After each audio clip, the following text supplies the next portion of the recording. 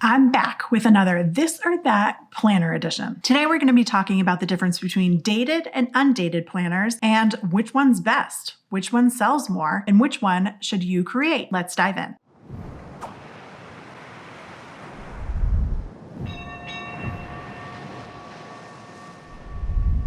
Hey there, I'm Heather Harris, founder of Copper Bottom Design Co., a boutique product development agency that specializes in planner design and overseas manufacturing. I've been helping some of the most iconic brands create beautiful and functional day planners for the past 20 years. So I have some opinions on which is best, dated or undated planners. You ready? First up, let's talk about the dated planner. Those are the most popular, the most ones you see out there. Dated planners are great. They're perfect. The dates are already in there and it's not a lot of work. Person buys the planner and puts in their appointments and birthdays and all the things and is off to the races. However, a dated planner is not the best fit for every business. Let's look at a coach. It could be a health coach, a career coach, or even just like a personal life coach. They're getting people coming to their practice and learning from them in an erratic basis, right? They're not getting everybody in January and running through a program, unless they have a program specifically tailored to that, but that's usually not the way it happens. If you're maybe a therapist or a life coach and you're working with somebody that could really benefit from a written system that you've created in a planner, then an undated planner is best suited for your business and your audience. Reason being is because somebody could come to you in the middle of May and need guidance on what they're working on. They have life goals, or maybe they're looking to do a career change and they're needing to work through a process that isn't necessarily tied to the dates on the calendar or the seasons of the year. With an undated planner, you can really jump in, meet the person where they're at, and help them work through their issue. They might not need your planner on an ongoing basis to maybe juggle their schedules of their family. They're using it for a certain period of time to get them through a process, and then they graduate from your program and maybe don't need your planner anymore. See what I mean on having an undated planner is best in this case. On the flip side, if planners are your business and you want a planner shop and that's your goal, then I would say a dated planner is best suited for you. People are looking to shop for planners to plan their lives at certain points in the year. Usually the back to school season, like in the end of summer, they're looking for a new planner that's maybe an academic planner that starts when their school year starts. Or at the new year, they're looking for a planner to start the new year with. If you're a dedicated planner shop, people are going to be thinking about your shop and coming to you at those 2 points in the year. A dated planner is best suited for those purposes. They're looking for a planner to help them through a certain time frame in the calendar, life events that happen every year in those same months. They want a dated planner to help them through that planning process. I hope you see the difference between those two customer bases and why the dated planner and undated planner are best suited for them. Now let's talk about maybe the argument to have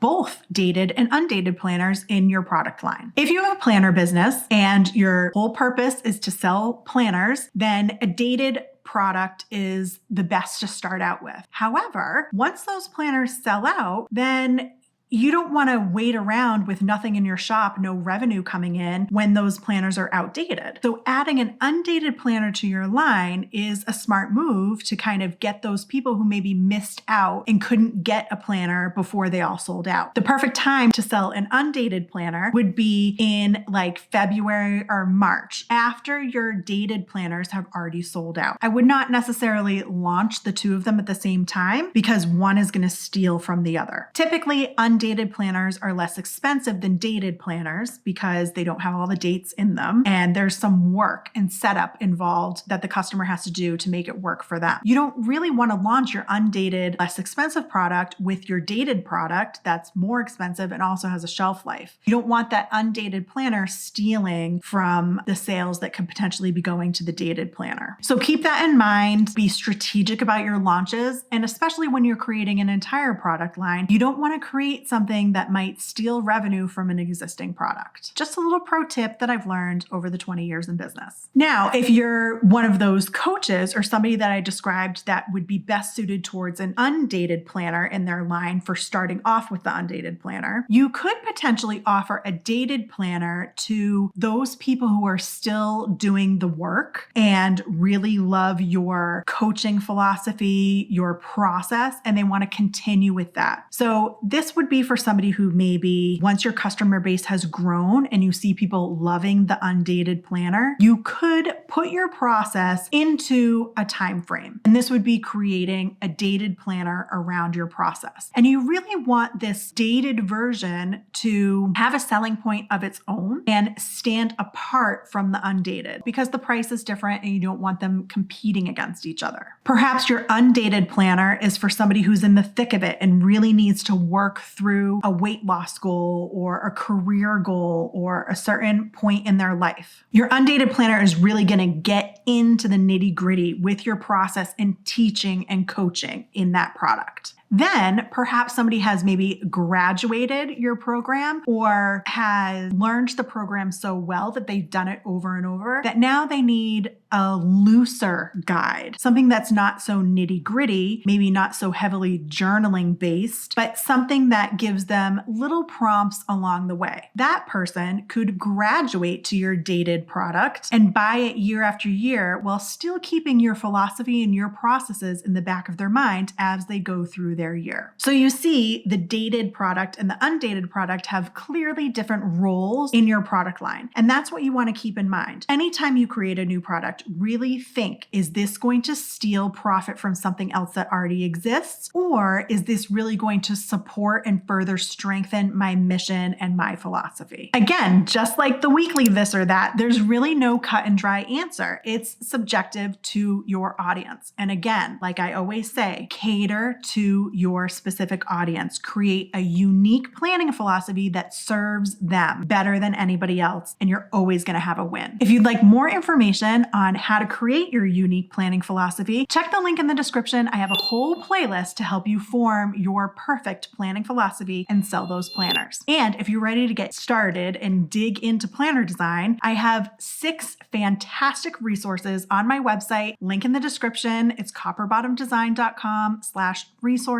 You can download those for free and get started on your planner journey. See you next time.